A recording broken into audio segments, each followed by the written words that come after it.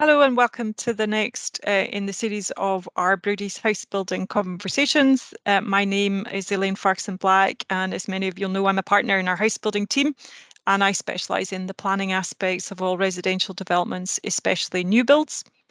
I'm joined today by my colleague Fiona Dromgoole, a senior associate also in our house building team, and Fiona works with several national house builders and leads our plot sales service.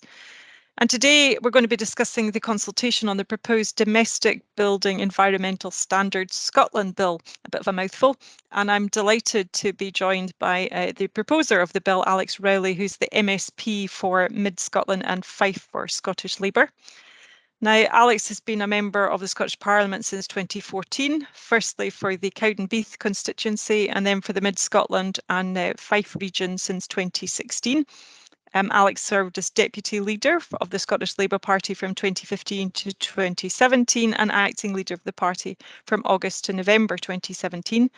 A former head of Fife Council, and Alex worked closely with Gordon Brown MP as his agent and constituency manager. So thanks for joining us today, Alex. It's kind of you to give up some of your time to have a chat. To set the scene for those listening in terms of the background, as I understand it, the proposed bill aims to introduce new minimum environmental design standards for all new build housing to meet what's called the Passive House Standard, or a Scottish equivalent, and that's in order to improve energy efficiency and thermal performance. And the bill is currently out for consultation, with the consultation closing on the 27th of July. And at the end, we'll remind people how they can kind of take part. So before we get into the detail, perhaps of what's in the bill, Alex, a couple of kind of scene-setting questions, particularly for the lawyers that are listening. Maybe explain a little bit of the process of introducing a members' bill into the Scottish Parliament, and then how people listening can get involved in the process. Yeah, I will do, Elaine. I mean, thank you very much for the invite this morning, and for the Brodies for hosting this. A members' bill is the opportunity for a backbencher to be able to try and bring forward legislation and get that into law.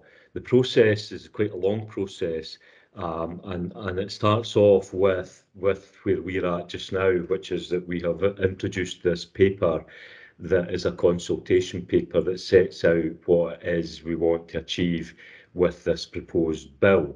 And the opportunity for us there is hopefully to encourage people who have an expertise in this area or an expertise in part of this area to give us their views. So at this stage, we're not claiming to have all the knowledge around this. We are proposing a Scottish equivalent of Passive House. We do have Passive House support, and we've had a fair bit of technical support from them. So the initial stages, we print this consultation. We launched that back in May, and it ends at the end of this month, July. And once that happens, we need to do an analysis of what basically the response has been. To date, there's quite a reasonable response with a mixed group of views on the issues, but also helpfully people flagging up some of the issues that we would have to look at in terms of taking this to the next stage. So that consultation is ongoing. When that closes, as I say, we will do an analysis, and at that point we need 18 MSPs for across political groupings to basically support the bill, and we would at that point look at writing up a bill. Now, at that point, it's also the case when the consultation finishes, the government would have the opportunity, if they so wished, to basically pick that bill up.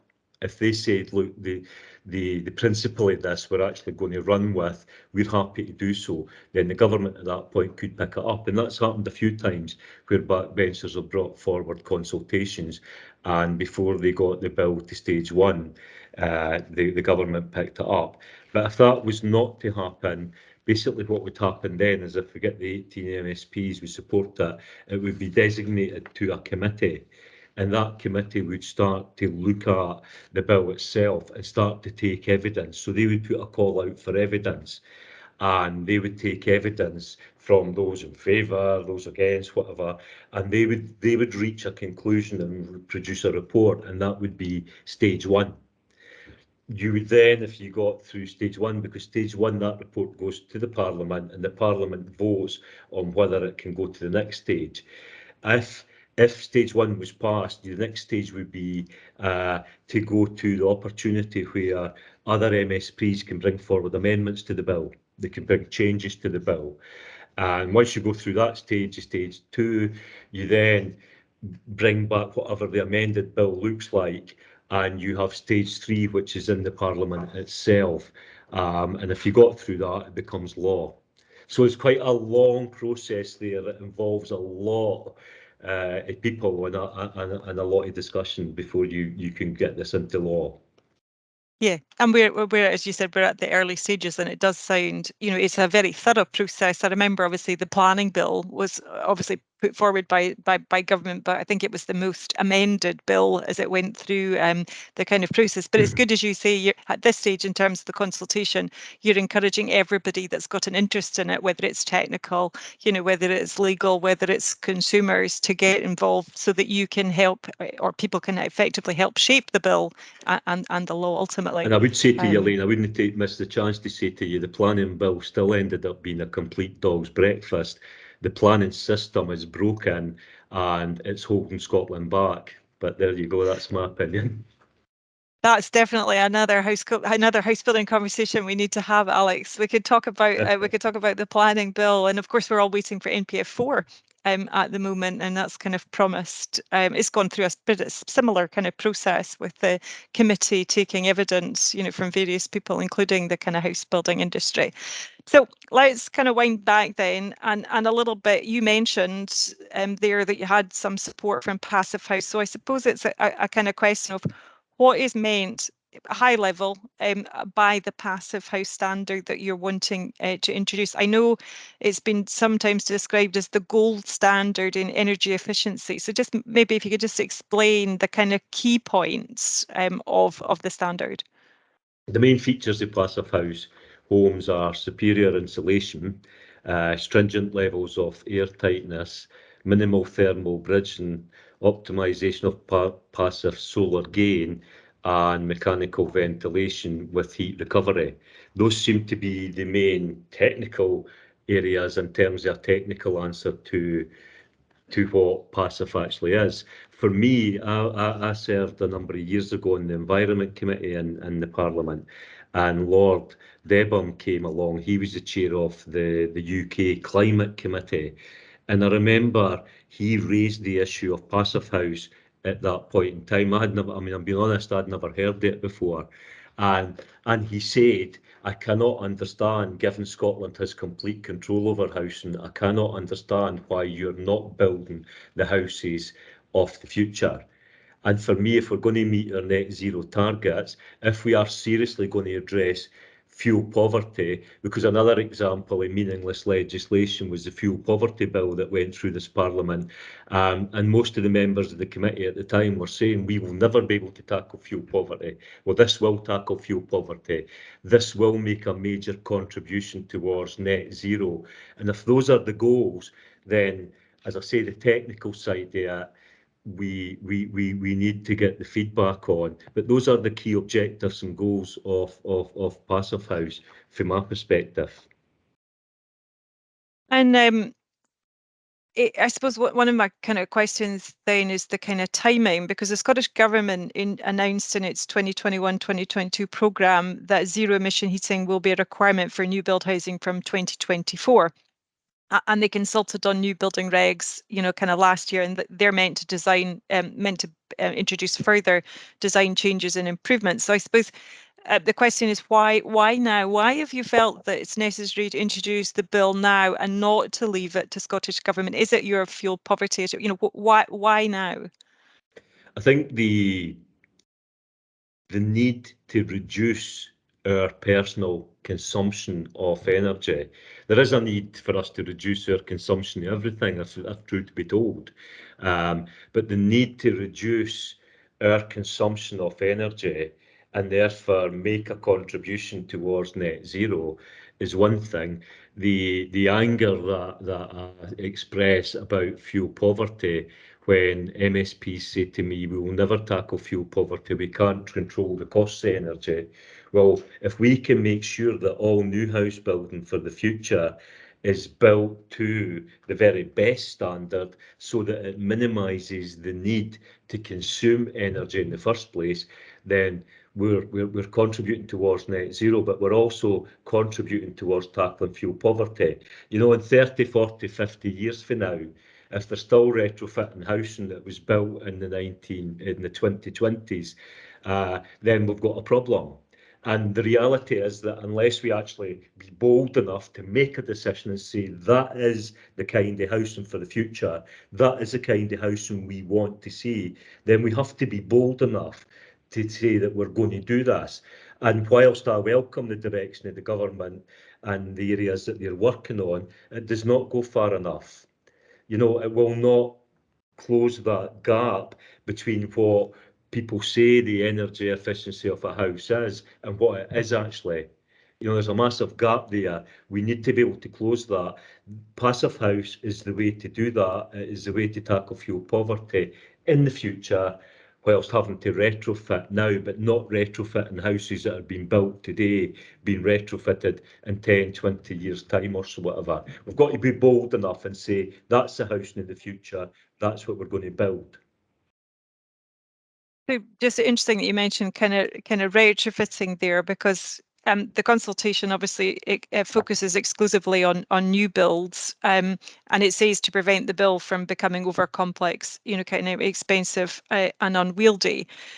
The built environment contributes around 40% of carbon emissions across the UK, but in Scotland, you know, only around 15% comes from residential dwellings. Then new build homes is a tiny, you know, kind of part of that. I suppose the question is, should the focus not be on retrofitting the existing housing, the housing we have today already, and particularly social housing, where it might be those residents who are more likely to, you know, suffer from fuel poverty? And so, you know, there'll be new home builders listening to this. It was just really why the focus there, and what should we be doing, I suppose, about the retrofitting of the existing stock? Interestingly, social housing landlords are building to passive standards right now and have been the most supportive of this bill. Because when they look, Scottish Federation of Housing Associations, they basically say that it would cost around £12,000 on average per house to retrofit.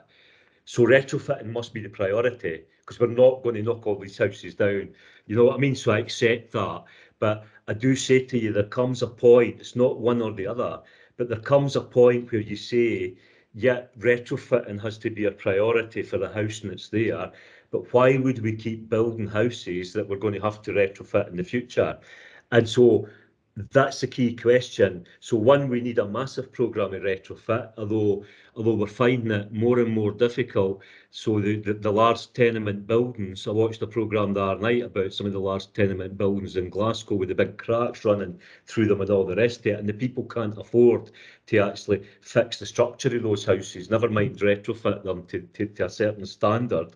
But the key for me, therefore, is we need to draw a line and say that if this is a housing in the future, all new housing will be built to that standard, and our focus will absolutely be on retrofitting the housing that we've got to try our very best to tackle the fuel poverty that exists in this country. Yeah, you're trying, as you say, to draw that line that we're not still retrofitting in 40 years' time. Yeah. That the kind of existing stock that needs to be retrofitted, you know, that we draw a line under that, because all the new stuff will be to the standard. That means that, you know, that will, it's future proof. I suppose you're Yeah. kind of trying to And I have future been proof. out on a number of building sites with housing associations. And that was one of the surprises for me, because as I say, I was taken by the call a few years ago for Lord Debon, a former Tory MP, who chairs the UK climate, and he was saying, why on earth would Scotland not go ahead and just do this and lead the way? So I've been taken by this for a number of years. I've wanted to do this. It just so happens as we started to work up the consultation and launch it, you have this massive energy crisis, you have this cost of living crisis, all these things coming together at the same time. But I would say to you, and I would say to all builders out there, this is the right thing to do. This is the housing of the future. And we need to overcome the barriers, such as barriers that house builders are facing just now anyway, in terms of supply. The supply chain, the costs are going up. You know, there's a whole crisis going on within the sector just now. There's a housing crisis. So let's tackle them. I actually want to address the supply chain. So triple glazing. So I've deliberately tried to contact glazing firms to say, how would we build the supply chain in Scotland to be able to meet the demand for this type of windows going forward? You know, we really have to be more ambitious in Scotland, is my message. Oh, that's a great message. I'm all for ambition. I did one of these house building conversations recently with Stuart Dalgarno of Stuart Mill, but also of the advanced industrial methods of constructing housing, and they're looking at modern methods of construction, you know, to try to address the housing shortage, you know, that you mentioned, the supply chain, meeting zero carbon emission targets. I suppose I don't know if you've spoken to AIMCH or the house building industry, but will introducing your standards, the Passive House standards, mean learning more, you know, new construction methods? Is it just improving what we've got, or is it having to introduce lots of new skills? I think we have a skill shortage. In a sense, passive yes or no won't make a difference to that. So I think there's a wider issue there about the supply chain. There's a wider issue there about the skills and the lack of skills. There's a wider issue there about education and the colleges and how we link all those bits together. And there's a wider issue there about the broken planning system. You know, I would like to see local authorities have far greater powers to be able to, where they cannot achieve through negotiation, being able to buy land, give them the power to take the land, give them the powers that they need to tackle Scotland's housing crisis. So housing becomes a national priority for Scotland, as it should have been and it should be. That means putting lots of resources in. It means a partnership between house builders, house developers, you know, bringing all that together, fixing the broken education system that is not resulting in people coming in. You know, I always say all my friends who left school when I did and got a trade, none of them have ever looked back, you know, but these days it's so difficult to get an apprenticeship, to get a trade. You know, there's a whole holistic approach that has to be taken here. Passive is one bit of that, in the sense that we need to be bold and bold for the future. But actually, I don't think passive is going to make any difference one way or the other to this crisis that we have to tackle on skills and all the other issues that I've just outlined to you. Yeah, no, and I think that, you know, in terms of the house building industry, they would you know, appreciate the comments that you've made there, all the difficulties they do face. I suppose just picking up on your point about local authority powers, obviously councils could use compulsory purchase powers that they have at the moment to do more, I suppose, of the city centre regeneration and getting things to come back. And I know we're also looking at legislation to try and improve the compulsory purchase legislation, because it dates back to 1845, so it's kind of, you know, rather elderly. So there are powers, and I think it would be good to see probably more of those. So particularly now that we've got, you know, some of the empty kind of shops and the empty office buildings and kind of you know, where shopping's, you know, disappeared. And I know there is a drive for, you know, introducing city centre living again. So that may be an opportunity to both address the shortage, you know, to be moving towards the modern standards. But as you say, there's such a wide sphere of things that need to all come together, which is quite Yeah. hard. I think it's the role of government to try and make that happen. You know, and you mentioned MPF4 earlier. I held an event in Dunfermline, and there was over 100 community councils for Fife came, and Tom Arthur, the minister, came and spoke at it, and Keith Winter at that time, the head of Fife, all of those councils, community councils, made clear to Mr Arthur that if he didn't put the resources into the planning departments, there's no way. They're struggling to cope just now. Never mind MPF4 and some of the ambition that's in that. Now, I think Tom Arthur is genuinely ambitious, but unless he tackles these other issues, then MPF4 will be another strategy that just sat on the shelf and achieved very little. Yes, yes, and we've had quite a few of those as planning ministers have come in. We've always kind of promised change. So fingers crossed, yeah, that we do manage to have the resources, because yes, the local authorities, they're getting new roles that they've got, and new tasks and new assessments, but potentially not the kind of resources to kind of deliver. But again, we could talk about that in another one. So back to the bill. And Homes for Scotland, I know, have kind of highlighted in their response that it's going to add, they think it's going to add further challenges, to what they're already facing. And the consultation paper estimates that the build costs are going to rise by about 48%, or £8,000 on a property costing £200,000 to build, and 16,000 on properties that have 400,000 roughly build costs. I know you talk about it's a spend to save approach, with the cost of heating for the occupant longer term being much lower. So I suppose that kind of question there is, who do you envisage will be bearing the increased costs? Is it the house builder, or is it the occupant? I think there, in terms of costs, I think the information that we have put together, when I said to you earlier that the Scottish Housing Federation have said that they average £12,000 per retrofit, I think that puts into perspective the type of costs that we're talking about here. In terms of Homes for Scotland, I met with them a few weeks ago, and they brought technical advisors with them, and we are waiting on them giving a further update. They think the costs would be higher. That's one of the things that we're going to have to work on and bring together the different opinions that are there. But again, I would say to you that most social landlords that have been in touch with me or have gone and visited are totally up for this, because they know the cost of retrofitting, they know the benefits that would come for this. Who bears the costs? Last week in Parliament, I raised the fact that there are housing sites all over Scotland at this present time that are being stalled because nobody will put the front loading costs in for education, for new schools. So there's a wider discussion again around who bears the costs of. It's not that developers, or certainly the ones I've dealt with, want to avoid the Section 75. They're more than willing, but they're saying, look, we can't front load £16 million for a school before we start getting any income coming in.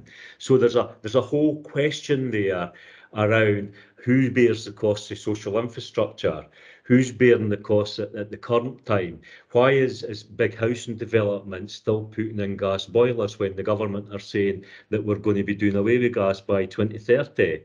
There's a number of serious questions there around cost.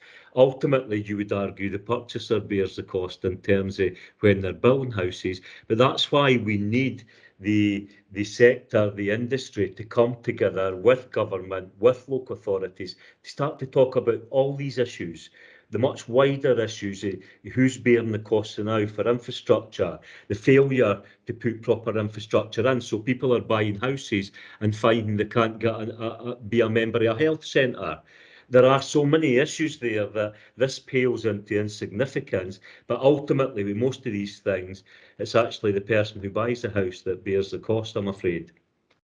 And so that's perfect to bring Fiona in there, because I suppose it was going to ask you, given your knowledge, of the kind of new build market and the average purchaser, is that something that the purchaser is going to do? Are they going to do that calculation and say, well, that's going to cost me more now, but over time it's going to cost me less to heat. I mean, I remember going back to the Highland Expo where they actually had a thing outside each of the houses that showed you what the energy costs were going to be, you know, kind of per year.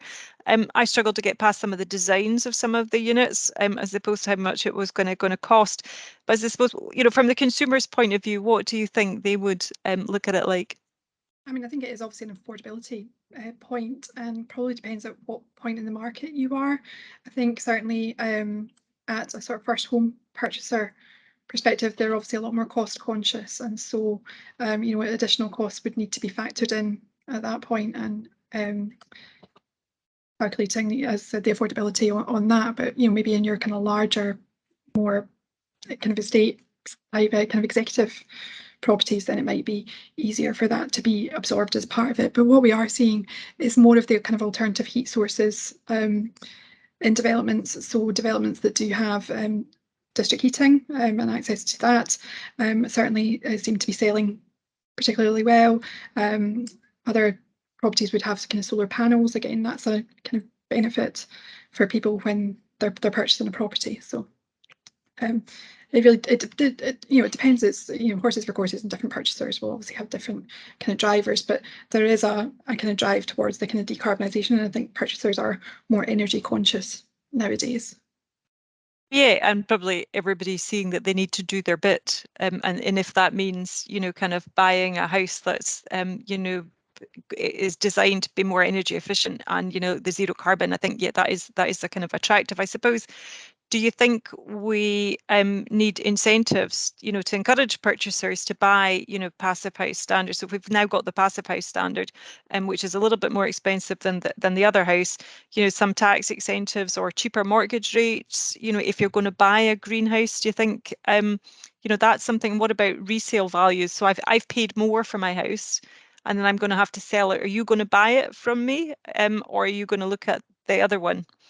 There's a number of green mortgages already on the market, but in terms of the kind of mortgage market, they're not. It's not that they're necessarily you know, a much better rate than kind of just a general mortgage, but I think they're perhaps looking at again, the affordability and the ability for people to be able to repay those mortgages, and what green mortgage providers, on which there are kind of mainstream lenders providing, they'll be looking at the EPC rating of a property, and so it needs to fall generally within A and B. Some of them will look at C to lend on that. You know, we have historically had the Green Deal as well, in which people have been able to get loans to make improvements to their properties, but that would, the way the Green Deal works is that that's then repaid by the person paying the electricity bill, and so when someone is selling on the house, then the Green Deal effectively passes on as well, and so it, you know, that's not necessarily straightforward, and something that, you know, a purchaser kind of would factor in to any purchase. But I think going forward, and obviously with the changes to the gas boilers, and as you said, kind of retrofitting, there obviously is a benefit to having access to the alternative heat sources, and the energy efficiency in a property is something that's going to become more and more important for purchasers. Yeah, it might be actually it's cheaper to pay a little bit more for the new build than to retrofit your existing house, you know, depending on, you know, as kind of Alex said. So I suppose, Alex, will the bill look at it from the consumer's perspective? And do you think there is a risk that if we introduce it now, it makes housing, you know, kind of more attention gets worse? The one thing that I haven't done so far is talked about a specific date when this comes in. Interestingly, by the way, when I went to meet Patrick Harvey, who's the Green Minister responsible in this area, it was pointed out to me that day in my office that the Greens actually had in their manifesto last year to introduce Passive House by 2022. Now, they obviously didn't think they were going to be in government, but they are now in government. But from my perspective, what I'm hoping is that the expertise that will feed into this will start to say, look, you need a lead-in period off. You need a supply chain off. That's where we're trying to get with this, because we don't want a piece of legislation that will sit on a shelf. I mean, Fiona's expertise in the areas that she talked about there, in terms of, is there more the government could do to actually work with developers, to work with finance companies, to actually make it more attractive to go down this road, or assist and help people. As I say, housing associations seem to have grasped that. But so my message would be that I've not brought forward this bill saying it should be next year, it should be the following year. As we do this consultation, the more I've been really pleasantly surprised by the number of people with professional expertise that have come forward to say, we actually support this, and we'd be willing to give you advice, we'd be willing to help. So if you can bring these people together, I mean, my preference would be the government say, actually, this is the right thing to do. And we will bring the different expertise together, and we will look at a time scale that is realistic, that we can start to achieve this from. That would be my preference. But if the government don't go down that road, then I'm hoping that the kind of expertise that you bring to the table and others will help us set out a clear path for passive to become the law in Scotland. Excellent. And I know we've just scratched the surface of the consultation, but some really good stuff there, kind of, Alex. And I love the bit that you said, we have to be ambitious and we've got to kind of work together. I mean, that is the kind of theme. And I know you want everybody in the industry to kind of respond to the consultation. Can you tell people that are listening how they go about responding to consultation, where they can find the the consultation paper? Yeah, if people go to my website, which is just Alex Rowley, so ALEXROWLEY.org, alexrowley.org. On there's all the documents, there's the consultation document, there's the links to the website, there's frequently asked questions, etc. on that website. The deadline is the 27th of July. And as I say, you know, we want to encourage people. People have challenging issues around this.